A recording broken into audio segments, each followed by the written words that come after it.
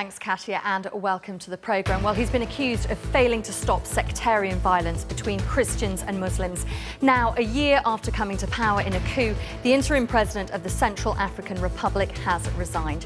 There have already been warnings from the United Nations that the country could be facing genocide. So what next for CAR? We'll speak to people inside the country. Plus, from Iraq to Syria, extremists linked to Al-Qaeda are fighting and, according to some reports, gaining ground. There are discussions online about whether Al-Qaeda is now the strongest it's ever been in the Middle East. We'll tap into those conversations. We're here live for the next 45 minutes, so wherever you're watching around the world, you can get involved. All of the contact details will be on the screen throughout the programme.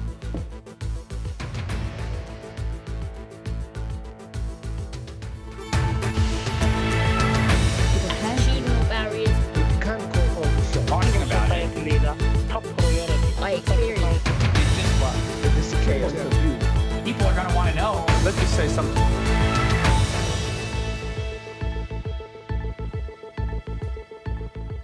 Well, welcome to the programme. If you want to get in touch with us for the next 45 minutes, you can on Twitter using the hashtag WHYS. All of the comments will come to me here, and we'll try and weave as many of them into the conversation. Well, as you can imagine, it's quite difficult getting through to people live on Skype in CAR, but I'm pleased to say we got through to some people earlier in the day, and they've sent us videos. We got through to Bongi and spoke to Tom Godfrey from Save the Children, who started by telling us how the news of Mr. Jatodia's resignation had been received. Yeah, so when the news first came out, there was a bit of a cheer across the city and there was a bit of celebratory gunfire. But since then, there's a bit of an eerie silence now, and there's not much movement in the streets. And I think there's a slight nervousness in terms of what follows next. So we're really hoping that this is good news for everybody, not just for the majority, but also for the minority who will need to be protected as well going forward. Yeah, there's been a lot of speculation, but at the same time, it's not the first time that there's been rumours that this was going to happen. About 3 weeks ago, there was a false rumour circulating that Jatodia had resigned, and there was a lot of celebratory shooting and cheering, and then it turned out not to be true. So I think people were not going to believe it until it happened. But there is a sense of apprehension about as for the immediate couple of days. In terms of what this will mean for the security situation in Bangui. But Save the Children really hopes that this will mean that people living in the 500,000 people that have been displaced in Bangui can start to go home, and that the humanitarian situation will start to ease here in Bangui. Save the Children is working across Central African Republic. We've been here since April running health, nutrition and child protection programs. And then since the deterioration of the humanitarian situation in December, we've been running health clinics and child protection activities in Bangui itself, as well as restarting the biggest hospital. In terms of the hospital, that was a hospital that was closed down following some executions. The Seleka went into the hospital and killed some anti-Balaka militia who were in there as patients, and since then the hospital had been closed. The director of the hospital was a Muslim, and the hospital is in an anti-Balaka stronghold area, so he was too afraid to go back to work.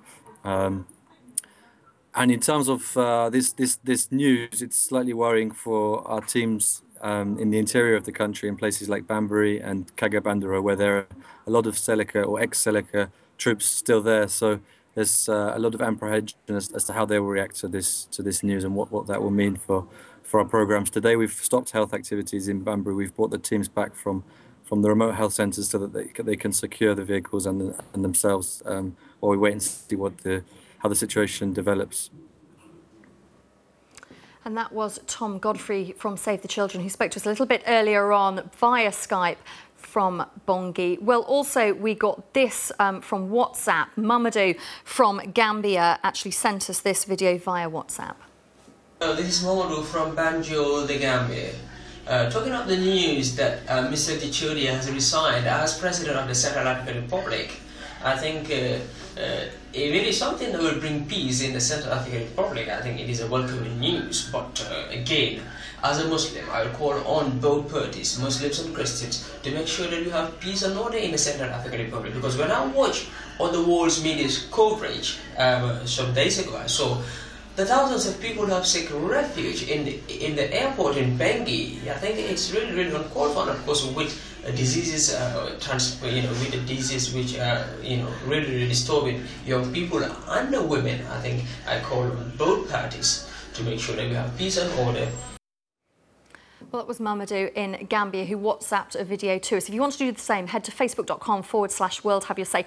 All of the details of how to WhatsApp a video are there. You can also go to worldhaveyoursay.com to upload a video. Now, a final video we've got here was from Laura Jepson from the International Medical Corps. This is a video from Bangui. My name is Laura Jepson. I work for International Medical Corps and I'm here in Bangui. The humanitarian situation has been deteriorating rapidly, certainly since the beginning of December, due to continuing violence here in the city. Currently, half the city's population are displaced from their homes. They're seeking refuge wherever they can, about 60 sites across the city, primarily religious sites, and I think in excess of 100,000 people are at Bangui International Airport. At these sites, people are living in incredibly cramped, overcrowded conditions. They have inadequate access to water, food, shelter. They have no protection from the elements. They have inadequate access to latrines, healthcare, and it's a major concern for health organisations like International Medical Corps that these conditions will lead to deterioration in the health of the population. And that was Laura Jepson who sent us that video from Bangui. We'll hope to return to this topic a little bit later on and look at whether now the president of CAR resigning will have an impact on the sectarian violence there. We will return to that later, but I'm sure you appreciate Skype lines through to CAR are a little challenging at the moment. But let's turn our attention to the other subject we're going to talk about on today's World Have Your Say, which is about the strength of Al-Qaeda. We've heard this week, of course, that militants in Fallujah who are linked to Al-Qaeda have taken control of that city in Iraq. Also, fighters linked to Al-Qaeda are having quite an active role in Syria. Some people would say they're gaining ground there. And it's led to a conversation online about whether Al-Qaeda is stronger now than it has ever been, something that has had quite an interesting discussion online. And we want to tap into that now. Let's introduce that Sabah Al-Mukhtar, who is Iraqi. He's president of the Association of Arab Lawyers here in the UK and joins us now. Welcome to the programme, sir. I wonder, first of all, to look at that concept, that idea of Al-Qaeda being stronger than any other time that we've seen. Do you subscribe to that theory yourself? Not really, because I think we have to understand that Al-Qaeda was a structure which was in Afghanistan and operated in a centralized way. After the war on Afghanistan, the Al-Qaeda was dismembered and dismantled. There are a variety of factions who are militant, and some of them are terrorist organizations who proclaim to be Al-Qaeda. Some of them are probably linked to each other, but however, when one looks at the various terrorist acts which are taking place in North Africa, in the Far East, in Europe, it's difficult to perceive that there is a connection between those elements. However, what combines all these factions they are all Muslims. So there is a view that because they are Muslims and because they are militants and because they are taking stands against, say, Western policies or whatever, then they must be Al-Qaeda, especially if they portray themselves to be so. However, one must look at the situation at the present moment. I think Al-Qaeda is beginning to be used as a tool. Assad is using it. Maliki is using it. Anyone who wants to get to do what they want, they just call Qaeda. They say this is Qaeda, and immediately you get Western powers, you get Russia, America, Europe. Everybody jumps on the bandwagon on the basis that they are going to fight Al-Qaeda. This is what Al-Assad has been doing in Syria. This is what Maliki is now claiming. When one looks at the situation in Iraq, it's been going on for a year. Civil disobedience and demonstrations. Nobody talked about Al-Qaeda or the terrorist organization. But when Maliki decided to dismantle the encampment, he immediately used the word Qaeda, and you have some few pictures of something like 15 vehicles in the desert with a black flag on top. And here we are, we have Al-Qaeda there. So this is, I think, it's beginning to be disinformation campaign. I hope you'll forgive me for jumping in, because we've got lots of comments which are coming into us, and I want to bring this one up and get your response to it. Peter Bergen is a national security analyst on CNN.com, and he says Al-Qaeda appears to control more territory in the Arab world than it has done at any time in its history. Do you dispute that? Well, this is the term he is using. He is saying that all those people must be Qaeda. So the idea that somehow you have tens of thousands of people, the tribal people in the west part of Iraq, it's 1/3 of Iraq. You have some people who are opposing the regime of Bashar al-Assad. To call all of them Qaeda must be wrong. Surely Qaeda, the Qaeda has never even had this figure, even in its heyday. However, now it's very convenient. Anybody who is a Muslim, anybody who's in this area, anybody who's fighting whoever, then it is easy to label them Al-Qaeda, especially that we actually have some Qaeda elements in various parts. There are certainly some Qaeda elements in Iraq. There are Qaeda elements in Syria, in North Africa, in West Africa. Indeed, there are some of them. But the idea that they have control, because what this statement is saying, that the people of the west part of Iraq, 1/3 of Iraq, who have rose against the government are all Qaeda, cannot be right, surely. Even it's not logical. However, there is now an uprising in the west part of Iraq, and you have the same thing in Syria. There are elements, of course, of Qaeda and terrorist organizations and various militant activist organizations. Some of them are linked to each other, some of them are not. I don't think anybody really has the knowledge to say so. But the idea is that you have so many tens of thousands of people who are the tribal people in that region, this part between the west part of Iraq and the east part of Syria, is a tribal region. It has thousands of people there. They are linked by the tribe. They are all Muslims. They are all Arabs in that area. So even if you have some tens or hundreds of terrorists as Qaeda or whatever, surely one cannot say, oh, they have the control over the territory. Saba, I want to ask you, and briefly, if you would, when you talk about lots of people grabbing the idea of Al-Qaeda, even if they're not linked officially, but some would argue there is no official link between Al-Qaeda groups. Is it the groups themselves, you feel, who are using the Al-Qaeda banner to help themselves? Or is it the media that gives them these labels? Or does it actually benefit some governments around the world to say these are Al-Qaeda groups? Well, quite frankly, I think all these reasons you've given, some of them, if you have something like 20 terrorists and want to give themselves importance, if they are 20, they are nothing. But if they say we're linked to Al-Qaeda, so that's a motive. Another motive is that for people, like, for instance, governments, says they want to fight their enemies, whether politically or otherwise, and they call them Qaeda. And the third thing is that when you have the international media swallow this disinformation which is being peddled by both Assad and Maliki, and they show a picture of a few cars with the black flag. I've seen these flags when we had the problem in Cairo. In Cairo last year, you could see, I have seen footage of a car driving in the middle of Cairo with some people on top with a black flag, and everybody was saying, oh, look, here is the Qaeda. Now, I'm sure they were probably security, Egyptian security services. A flag is it's not a difficult thing to have. A black piece of cloth, and you write on it, La ilaha illallah in Arabic, and that's it. It gives the image that Al-Qaeda is there. OK, Saba, do stay with us here on World Have Your Say. We're going to take a quick break, and then we'll carry on talking. No, I talking about it. Let me say something.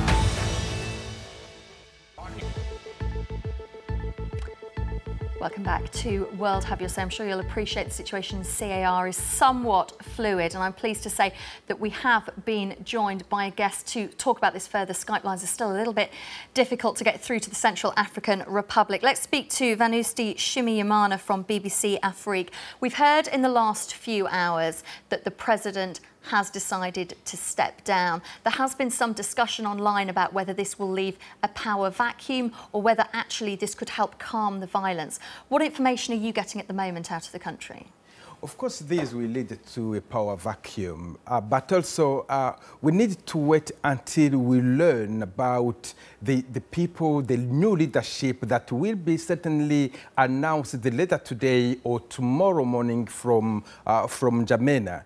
And remember that the world is watching what is happening in Bangui. The world doesn't want another genocide to happen. Remember, 20 years ago in Rwanda, the world was watching helplessly what was happening. And they didn't, when they said that this will never happen again, it was time not only to ask Sotodia to go, but to put pressure on him to go, simply because he was not the solution. He was part of the problem because he failed to stop the violence. Now, the people who will be announced to take over Jotodia will definitely be given more means in order to secure, to help those who have been displaced over the past few months to come back to their homes, those who were attended in hospitals to be attended, in order to help those children who haven't gone to school to go back to school. So these will take a few days, of course, a few time. A power vacuum will depend on how quickly the head of state will decide and will, with the help, of course, of the transitional parliament, to give names, give good profiles of people who will definitely lead the new transition. You mentioned about the humanitarian situation. We'll talk about that in a moment. But for people watching around the world who haven't followed the situation in CAR so closely, Michel Djotodia stepped down after huge amounts of sectarian violence between Muslims and Christians. He, of course, came to power through a coup just last year. Just remind people what's been happening over the last few months. What happened is that Jotodia came to power after overthrowing Bozize, but he failed for the first day to secure, to bring peace and security in the capital, Bangui, and elsewhere in the country. He failed to contain and bring discipline among the many rebel groups that helped him to come to power. And that led the minority, the Muslim, I need to remind those who are listening and viewing us, that the group that helped Jotodia to come to power was mostly Muslim-dominated. And those were somehow not welcome in Bangui. And what they did in the first day was to loot and to kill. And this also prompted the anti-Balaka to come to fight and defend themselves. And this brings the whole country into chaos. And as I said, the whole world couldn't tolerate watching almost half of the population, the entire population of a nation, being displaced inside the country, but also being refugees because they were crossing massively into Congo, into Cameroon, even into Sudan and into Chad. And they were also crossing together with armed groups. And remember what happened. I have been taking this example of Rwanda. In 1994, when armed groups crossed to Congo, that brought a lot of stability in the region, and we are seeing it now. It's interesting that you're talking about those sheer numbers of people on the move. We understand 1,000 people have died just in the last month, but up to 1 million people now displaced. Let's pull up this comment. John Yearwood is world editor at the Miami Herald, and he says that the CAR president has resigned. There is jubilation on the streets amongst Christians, but watch out for the response of the Muslim community. And that's what's going to be crucial. Many people have seen the pictures on the news bulletin of up to 100,000 people camped out around the airport. Will Christians now feel safe to go back to their villages, or is it just too early to say that?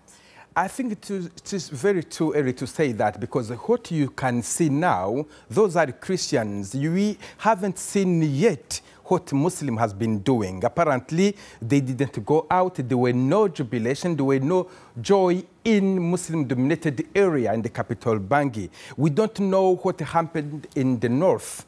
Jotodia is from the north of the country, and so far, as we hear from Bangui, there is no sense of jubilation in the Muslim-dominated area.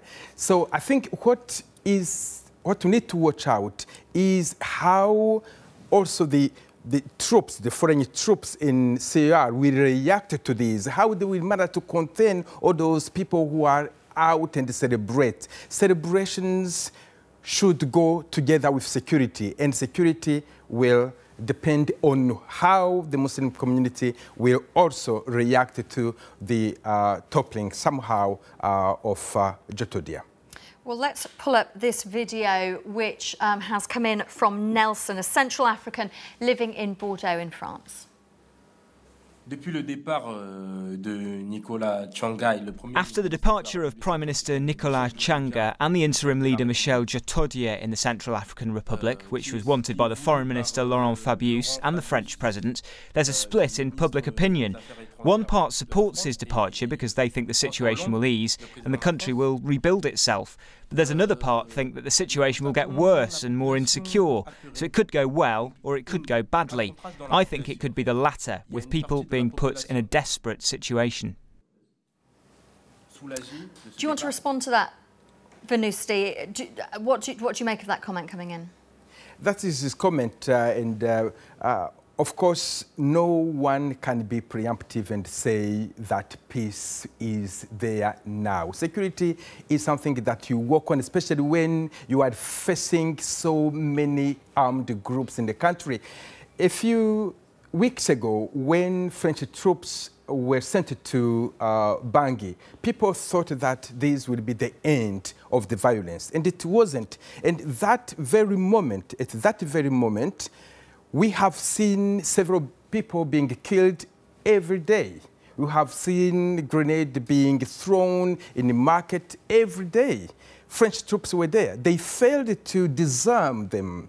They were a kind of resumption of hostilities. Even anti-Baraka people who were afraid of really facing the ex-Seleka rebels, they went in and they started clashing on everyday basis. I think now, as I said, the world is watching.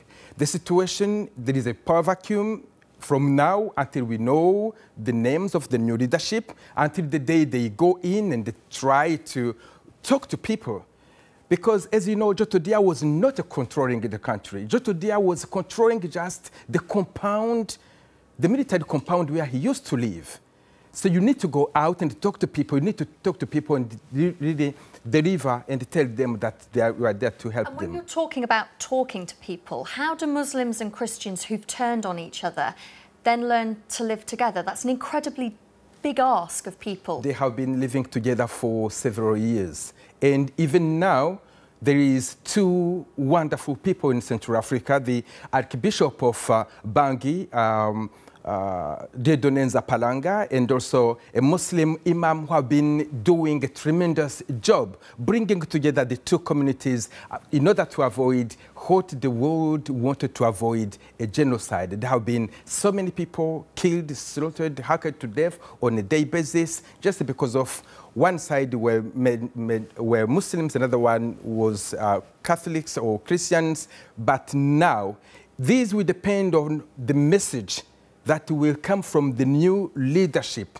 Will it be a message of peace, a message of bringing the two communities together? Yes, if this happens, and this is the will of everybody, probably CR will go back to peace.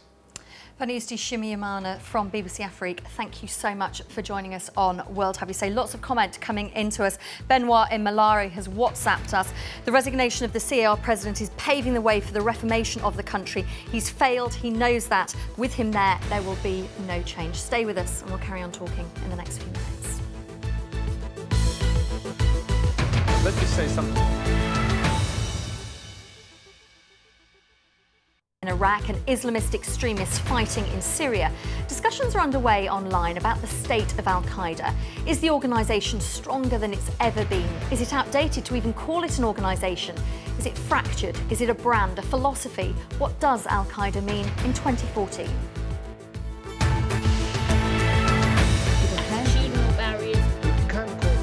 Talking about it. I experienced. This is chaos. People are going to want to know. Let's just say something.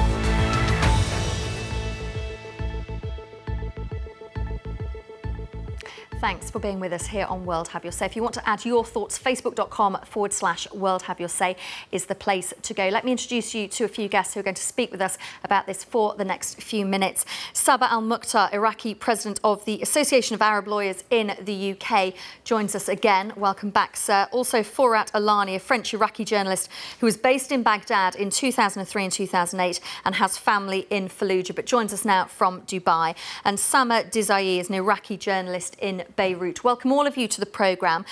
First of all, Forat, we'll go to you. Tell me what the latest situation is as you understand it inside Fallujah. What are your family telling you? Well, I talked to them this morning and they told me that the situation was better and that the central market has reopened and that people could go out. But the thing that is, they don't know what will happen next. And this is the main question now in Fallujah. People are going out, but no answer for the future. And what do you think, Sama? Do you think the situation is with Al-Qaeda at the moment? Yes, just commenting on the previous person. I didn't get his name, unfortunately. But I do have sources from within the tribes in the city of Fallujah in Anbar province say that on Tuesday evening, as a matter of fact, a secret deal was done by the tribes of Anbar and members of the extremist group, the Islamic State of Iraq and Syria. Sources told the article that I saw was on Nakash. So the sources told Nakash that the extremist group, also known as ISIS, as we know, or Daesh, said that they would withdraw from the city so that the Iraqi army does not interfere as well. We know that Nouri al-Maliki have said that he will actually intervene with military if this situation doesn't calm down. Forat, speak directly to Sama. Yes, I don't know if there is a secret negotiation between the tribe and the extremists. But what I know, friends in Fallujah told me that they saw 2 days ago people from the so-called Al-Qaeda movement trying to put flags on the police station. And just 15 minutes later, a member of tribes came and asked them to remove the flag because they don't want Fallujah to be seen like a place for Al-Qaeda. And I think we have to be very careful not being simplistic on the situation in Fallujah.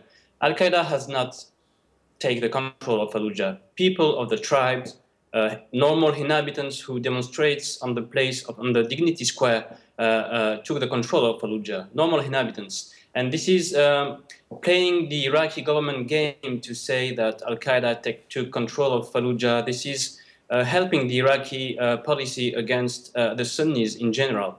And it's very, very easy in Iraq to talk about Sunnis and saying that they're all from Al-Qaeda. I think this is false and not accurate. Actually, I agree with him. As a matter of fact, when we actually say Al-Qaeda, we have to define what Al-Qaeda actually means, because that's the first challenge, is defining Al-Qaeda, because since the moment that a group calling itself Al-Qaeda in Iraq was established in the country, shortly after the US-led invasion that overthrew the previous president Saddam Hussein in 2003, there has been a lot of confusion about the precise nature and the connection between the Sunni jihadists fighting inside the country and the original Al-Qaeda that was led by Osama bin Laden. So there's always this, and there's also the question that is mainly asked, is Al-Qaeda getting stronger? I think we should rephrase that, because right now we see Sunni jihadists or the ISIS actually fighting inside Fallujah and trying to take over Fallujah. I think the question should be, is ISIS getting stronger than ever, as they are losing their advantages in Syria, and now they have moved to Iraq, and whether they're getting stronger or they're getting weaker, of course, with the Iraqi government fighting them and trying to also, like I said before, also intervene militarily. Let's pull up this comment, and I'd be interested to get your views and reaction to it. Daniel Greenfield has written this piece on the frontpagemag.com. It says, Obama destabilised Iraq, then he destabilised Syria, and both countries turned into playgrounds for Al-Qaeda. Sabra, I wonder if you want to respond to that first, and then by all means, the other two of you do join in. Sabra, your reaction to that? Well, once again, we are using this loosely, the word Qaeda, because I don't think anybody really knows nowadays what they are talking about. There are a variety of factions there in Syria and in Iraq. Both of them are fighting the government, because the government in both countries are dictatorships. They are sectarian in their approach. They are sectarian in their division of power. The second thing is that the use of this word is now become meaningless, because people who are fighting there, they may be fighting for a variety of motives. Those who are fighting because they are patriots or nationalists, or they are fighting against the regime, or they are fighting because they want to go to heaven, or they are fighting. Indeed, in Fallujah in particular, one must keep it in context. When Qaeda was there during the time the Americans were there, the only one who got rid of them was not the Americans. It was the tribal people who got rid of them, because there is bad blood between Al-Qaeda and the tribal leaders, because the Qaeda killed many of the tribes, and many of the tribes they want to get rid of them. Now, in between, you have the ISIL. And this is a faction which nobody knows what it is. They are against Maliki, they are against the Western policy, and they are against Qaeda. So how can you call them Qaeda is another matter. So I think it is simplistic to actually say they are all Qaeda, those people, because they are all fighting effectively on the same side. Sabah, I can see that Forat is desperately trying to get in, so I want to welcome you into the conversation. Go ahead, Forat. No, I totally agree with what Mr. Mokhtar said. We have to, I think, to focus on what the Sunnis and the members of the tribes are asking. They're asking for very simple things, basic services, electricity, water, jobs. This is the main issue in Iraq. It's not a new issue. And even before the demonstrations, Maliki used a policy against the Sunnis. He used to arrest deputies, ministries, and ministers, and this is not a new issue. And the main question is not Al-Qaeda, even if it's interesting to ask the question of the challenge of Al-Qaeda in Iraq, but the main answer that the people of Fallujah are waiting is what will we do in the future? Will we be Iraqi citizens or Sunni citizens? This is the main questions. It's interesting, Samar, because as Forat mentions there about the real challenge being poverty in Iraq, many discussions online about it's actually extremist groups, Al-Qaeda-linked groups that are actually stepping in where they feel the government is failing, providing food, providing water, providing support to communities, and that's winning communities over. Samar? Oh, yes. Sorry, I couldn't hear your question. Sorry, your voice got cut out. Sorry, I was just saying that the question again. Forat was talking about poverty being the big challenge in Iraq, yes. But there are many conversations online about how extremists linked to Al-Qaeda are actually stepping in where they feel that the government is failing, providing food, providing water, providing support to communities, and that is getting support for Al-Qaeda-linked groups. Well, the problem, I think the fact is, I have lived in Iraq during the 2003, 2004, and 2005 years. As a matter of fact, I lived in Iraq until 2009, until I moved to the north part of Iraq. And unfortunately, poverty has been there ever since before the war. It hasn't just been now. And it's actually true. We do not have water. We do not have electricity. And these are things that we lack. And these are things the government should be working on. But we should also concentrate that this also was a problem before. It's not a problem that we are facing just right now after the 2003 invasion with the Al-Qaeda being linked to it or the government lacking it, but it also was before. So this is actually a matter, I think, that will continue. That's a problem that we will continue having, and I don't think that we should link that to what's happening right now and how Al-Qaeda is linked to it. And yet again, I think right now the name Al-Qaeda is actually being used to make us afraid. So we would be, because this name is actually, when you hear Al-Qaeda and a plot of Al-Qaeda, you remotely get scared. You automatically get scared because of what happened, because of how Osama bin Laden led Al-Qaeda. And I think that's, for me, I think it's just a myth that we think about. Sama Forat, I want to introduce you to Hind Kasala, who is a student at the University of Baghdad studying to be a doctor and joins us now on the line. There is a slight delay, but we will work through it. Welcome to the programme, Hind. First of all, do you believe that Al-Qaeda is stronger now than it has ever been? Hi. Well, I do believe that it is strong. I don't know if it's stronger than ever, but I am sure that it's still there and it's still pretty strong. I mean, it's been 10 years and we're still victims of terrorist attacks day by day. So yes, they are very strong. Give people an idea of the impact that it has on your country. We see the shot behind you tonight of Baghdad, busy streets, cars driving around. Is it in people's minds all the time that the fears of Al-Qaeda linked groups, or do you just get on with your day-to-day life and just deal with it? Could you repeat your question, please? I was just saying we can see the pictures behind you of a busy night in Baghdad, cars on the streets. Many people would hear news reports and would be surprised by that. So give us an idea of what life is like for you in Baghdad. Are you fearful of Al-Qaeda, or do you just get on with your life? Well, you reach a point when it doesn't matter anymore. I mean, you're a victim anytime, anywhere you go.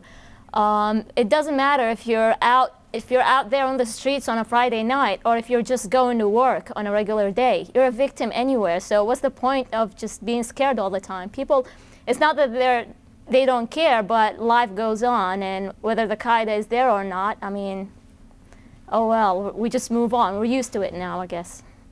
Do stay with us, all three of you, and we're going to take a quick break and then we'll carry on talking.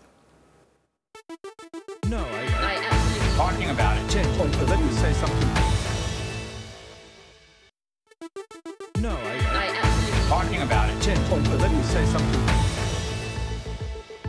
Welcome back to World Have Your Say. We're discussing the strength of Al-Qaeda. It's a conversation online which has dominated discussions this week. We're joined by Murad Shishani from BBC Arabic.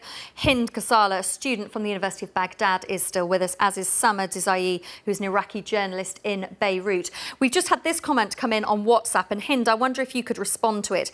Jacques in South Africa says, with all the military hardware and superior intelligence, it's difficult to believe that Al-Qaeda has not yet been defeated by US-led allies. Al-Qaeda is rooted in its people, and that's where its strength lies. Do you agree with that?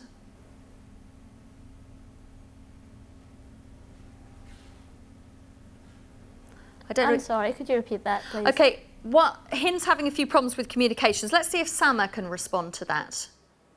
Yes. The thing is, like I said, I have my own opinion on that. I always say that when bin Laden was killed, Al-Qaeda was killed along with it. And yet again, I say that Al-Qaeda is trying to make a comeback. And, you know, we have Sunni jihadists trying to use the name Al-Qaeda just because of the fear of the people have. I think Al-Qaeda was defeated, and now they're trying just to come back. And I think the movements that we have seen and the clashes and the confrontations that we have seen in Fallujah is only a start. As a matter of fact, this has happened before in Iraq. It always happens. The sectarian war is always happening in Iraq, and it's always there, whether it's by ISIS or whether it's by Al-Qaeda that we know today, or even Sunni jihadists. It always has been there, but it was, I think, it was a lay low for the past couple of years, or for the past year, and now it's just coming back to life. So answering your question, I do believe, in my own opinion, that Al-Qaeda has been defeated. Otherwise, we wouldn't have heard the name Al-Qaeda today so many times. Lots of you getting in touch with us via Facebook, facebook.com/World Have Your Say. Michael in the UK is one of them. He's posted, they were at their strongest when they had training camps in Afghanistan and more authorities were favourable towards them. Now they're bogged down fighting in guerrilla situations that they can't win. Thanks for that comment, Michael, on Facebook. Murad Shishani from BBC Arabic, do you agree with Michael's sentiments? Actually, it's a very interesting comment, Chloe. When he mentioned about the training camps, because Al-Qaeda and its affiliated groups are sort of sweeping between two strategies, controlling territories, as we've seen in Fallujah and in other places, let's say in northern Syria, Somalia, Yemen. But on the other side, they launched or carry out what we call the unconventional attacks, which we have seen like in suicide bombs inside Baghdad, for instance, or in Beirut a couple of days ago. All this telling us they have able to switch between two strategies. I do agree that training camps played major role in recruiting people. However, we have seen many people launching the so-called terrorist attacks in places without going to training camps, although they've been radicalized, as the term we know about it, being radicalized over the internet. So it's not a straight one black or white answer. We should look to the old circumstances and newly emerging a new generation of jihadists. Hind, what's your reaction to that?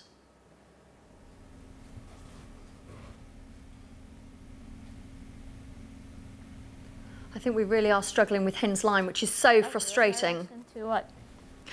We were just hearing from Murad Shishani from BBC Arabic talking about with the destruction of the terrorist training camps, that really seemed to take the sting out of Al-Qaeda in some ways. Do you agree with that?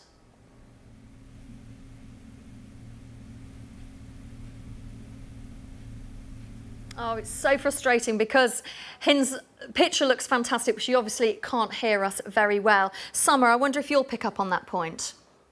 I think I want to pick up on the point that you cannot reach Hind.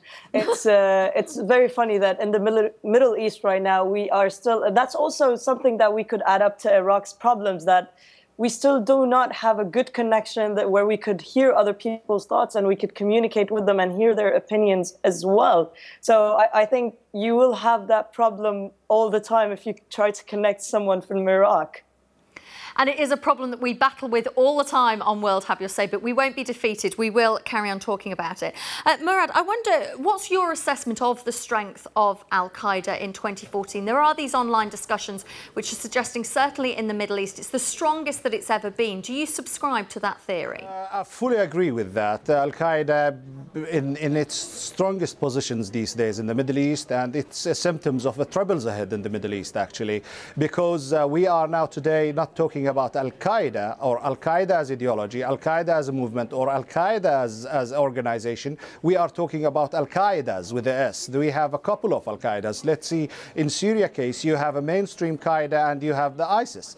ISIS is a sort of, even though if it's affiliated to Al-Qaeda, but however, they are presenting themselves as more radical than Al-Qaeda. And this is the irony in the Middle East these days. If you look to the whole situation, you will find Al-Qaeda and its affiliated Salafi jihadist groups are stretching their influence in various places, Somalia, Yemen, Waziristan, and Pakistan, Afghanistan borders, as well in Nigeria. Affiliated groups are active. In the Middle East, Syria, it's a very clear, obvious example for the various of jihadi groups are operating there. So having that said, yes, of course, it's not like 2011, for instance, for Al-Qaeda, which was the worst year. But if you look now, you will find them, their influence. Also, you can now notice that their sympathizers are increasing. If you notice on the... Well, Murad, you're going to be really frustrated with me for jumping in at this point, but we're right out of time. But I think we can safely say this is something that we will return to in good time. Thank you for watching this edition of World Have Your Say. If you want to join me in a couple of hours' time on BBC World Service Radio, it would be great to have your company. In the meantime, head to facebook.com/World Have Your Say to add your comments. Thanks for watching.